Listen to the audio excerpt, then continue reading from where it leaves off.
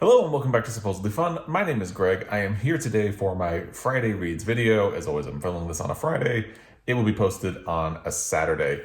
I hope you're doing well. It is snowing here, but the sun just came out, which is nice, and I'm gonna have to shovel later. That's not so fun. And you can see I've pulled the dog sweaters out again because since it's snowing, they're gonna need them. But right now, since we're inside, they're fine. Anyway, all that just to say, I hope you're doing well. Hope your week has been good. We're finally at the weekend. I want to start with two channel recommendations. I think these are the first that I'm going to be doing this year. I'm finally starting to get back in the habit of regularly watching BookTube, so hopefully that's going to mean that I'll have more channels to discuss, because as I've been getting back into it, I've been relying on already established channels that I enjoy. So the first one I want to recommend is Fit to Be Read. This is an interesting recommendation because it's a very new channel, and I don't usually recommend very new channels because I feel like I would feel bad recommending a channel and then having somebody kind of disappear. And he reads books that are not in a genre that I typically engage with. He does a lot of sci-fi reviews, but I think his reviews are interesting, and I love the way he structures them. He does 5 likes and 5 dislikes of each book, and I enjoy that. I think that's a very interesting approach. I may steal that at some point for a review that I do, because I feel like frequently we'll talk about things and you might kind of bypass something you disliked about a book, or not talk about it. Even if you could end up like gushing about something, and it's frequently this happens to me. I'll kind of gush about something, and someone will comment and say, "Oh, well, I didn't really like this," and I'm like, "Oh yeah, I didn't like that either." So it's interesting. It's a good way of thinking about a book, because most books have some kind of a flaw or something negative about it. So I don't know. I think it's a really interesting way of structuring a review. I don't know if anybody who follows my channel is really into sci-fi, because I never really talk about sci-fi at all. But, I would recommend checking out his channel. I will link it down below. The other one is Marilyn Maya Mendoza. She has been, she and I have been having a lot of conversations in comments lately. And I think she's been posting videos for a couple of months now, but I only recently discovered her channel. And she started her channel for her 70th birthday. And I just think it's a fun channel, and I would recommend checking it out as well. I think she's a very interesting person and fun to talk to. So her channel will be linked down below as well. One thing I've been trying to do this week is it was kind of I didn't do a reading goal for 2021, but I did kind of do a channel goal, which is just that I really want to think about closed captioning more. And stupidly, I didn't realize you can close caption any video. I thought you had to set the script for it. That just goes to show because I don't use closed captioning, I really didn't understand how it works. But anyway, so it's a very time-consuming process, because especially the way I talked, I can be very mush-mouthed. I'm sure you've noticed. And I talk very quickly, and so I've always known that voice recognition has a very difficult time understanding what I'm saying. And it feels like just every sentence needs to be looked at. So I'm kind of curious, like, if this is something that is helpful for people, because I've looked into it, and it seems, I know it is beneficial, because there are people who rely on it, and I want to do it for that reason. But I'm just kind of curious, I guess, if it's something that most people do get something out of, because, and of course, looking into it, you see that because YouTube is owned by Google and relies so heavily on algorithms, that it can benefit your channel for discovery purposes, and I don't really care about that. But I'm wondering, so what I've started with are things like my favorite books of 2020 and things like that, but I don't know, it's weird to ask this in a Friday Reads video, but is this something you want to see on every video, or just like heavy hitters, things like that? I don't know. It's a very new territory for me, so I'm curious just generally on your thoughts. I think we can all probably agree closed captioning is a good thing, but is it something you regularly use? If it is, I would love to hear your thoughts on it and ways to make it better in the comment section down below, or just reach out anywhere, because I'm kind of curious, and I want to do it, and I want to do it right, and I want to try to make it helpful, but because it is time consuming, I don't know that I'm going to be able to do it for every video. Maybe once I get into the habit of it. I don't know. We shall see. Another thing that I've noticed a lot in 2021 so far is, as people talk about reading goals, I've noticed a lot of people are talking about not necessarily doing away with a number for a reading goal, like I want to read X number of books this year, and thinking a little bit more about like maybe a page count goal. Actually, the Story Graph just announced that they are going to be doing a page count goal. I don't know if it's instead of a book total goal or just in addition to it if you want to, but I think it's a really interesting way of thinking about it, because you can read 10 books, but 3 of them could be like over 500 pages, and that's very different than somebody else reading 10. But so it's an interesting way of thinking about it. I don't necessarily want to say quality over quantity, because short books can be excellent, but I think, and that's kind of how I'm trying to think about my 2021 reading goal. So I'm really enjoying the level of discourse I'm seeing in 2021, where people are sort of getting away from the idea of needing to read more, and either being more intentional about what they read, taking time with what they read, or just thinking about their reading goal in a different way, like maybe a page count instead of looking at the total number of books that you have read in a year. I think that's a really good conversation to have, and I'm happy to see it going on in a lot of different places. And I'm kind of curious about how, if you're doing a reading goal, are you thinking about it in terms of like a page count or anything else like that? For me, I don't want to feel as much pressure as I had for the first 2 years that I had on BookTube, where I feel like I constantly have to be finishing things so I can talk about things and move on to the next thing, and I'll be reading a bunch of different things at one time. I did that a lot in 2020. I was reading multiple books at the same time, and I've really, so far, been enjoying focusing on one physical book and one audiobook, as long as I've been doing that in 2021. I think that is going to be a really good strategy for me. And maybe I don't finish books very quickly, but hopefully everything will still be interesting, and I'll still have good things to talk about on the channel. And I'm just kind of curious what you think about that as well. So feel free to leave a comment down below. Now we're going to get into the Friday Reads portion, but before we do that, so I mentioned last week when I had one last weekend in January, and I was going to try to finish both of the books that I was reading. Well, you'll find as we get into the Friday Reads portion, you'll see I finished one and not the other. So what ended up happening was that over the weekend, I did make really good progress in both of them, but I didn't finish them. And I started noticing every time I was reading, I was getting really depressed, my stress level was going up, and I realized, so the 2 books I was working on were The Prophets by Robert Jones Jr. and The Prettiest Star by Carter Sickels. The Prettiest Star is set in 1986, and it's about a man who goes home to Ohio to his family to die of AIDS, essentially. And The Prophets is about 2 enslaved men who are in love and are sort of, the other enslaved people on the plantation are coming aware of the way religion views homosexuality as a sin, and trouble starts brewing. So all of a sudden it occurred to me, it's like, Greg, you are reading 2 really heavy books at the same time. And because it felt like such a struggle, and I was starting to get stressed about it, I thought, okay, finish one of them and then focus on the other one. So that's what I did. And in the meantime, I did watch a couple of more potential Oscar bait movies this year, and I got suckered into watching Borat, the sequel, and I really, really did not like it, and it was not worth it. But that's like a whole other topic that I'm not, like a rabbit hole I will not get into here.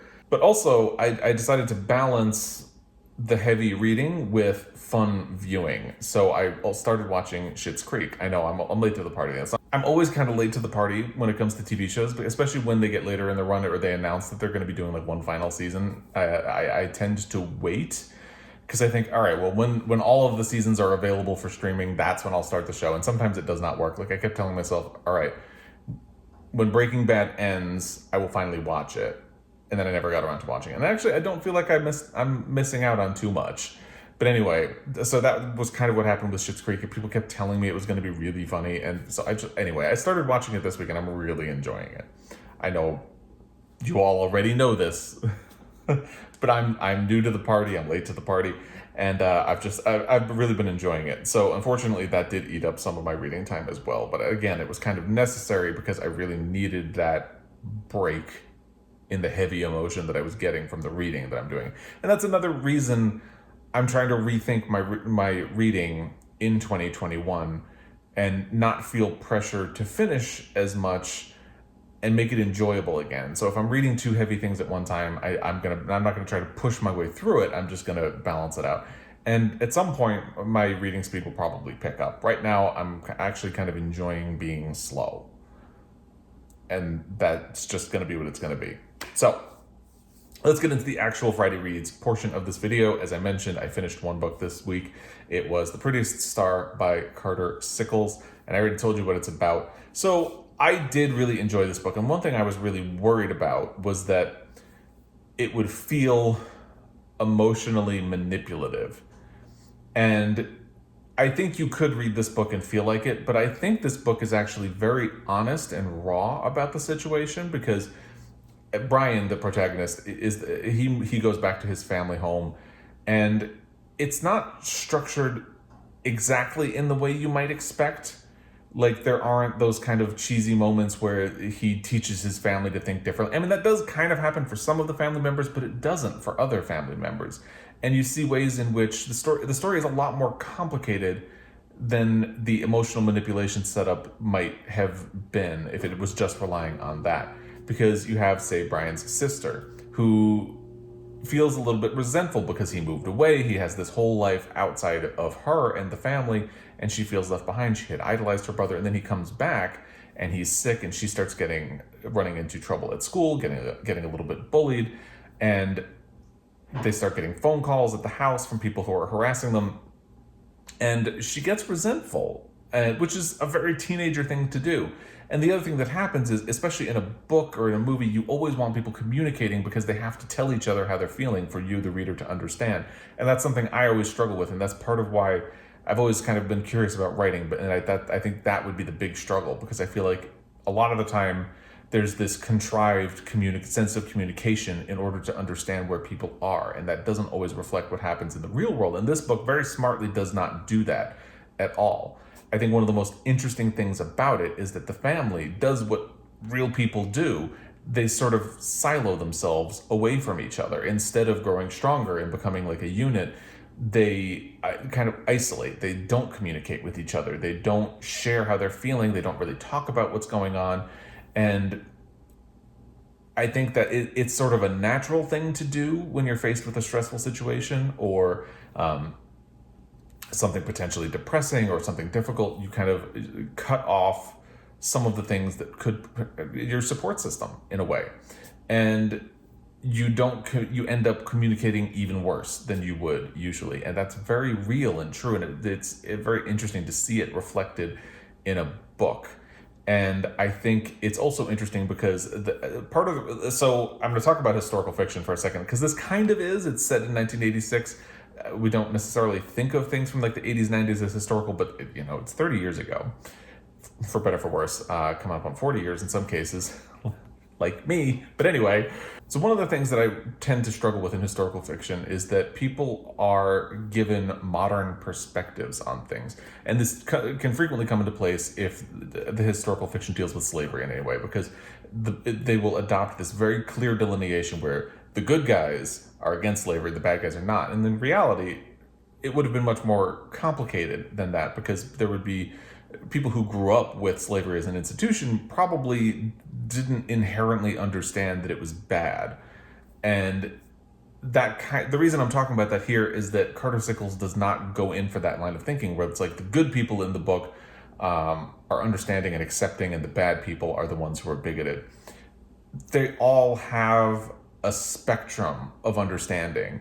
For instance, the mother, Brian's mother, loves her son, wants to support her son, but feels like his lifestyle is a little bit flashy or in your face, kind of unnecessarily dramatic.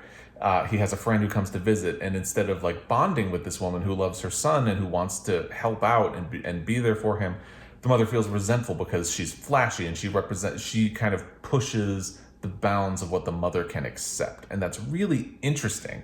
And it's so much more interesting than this kind of just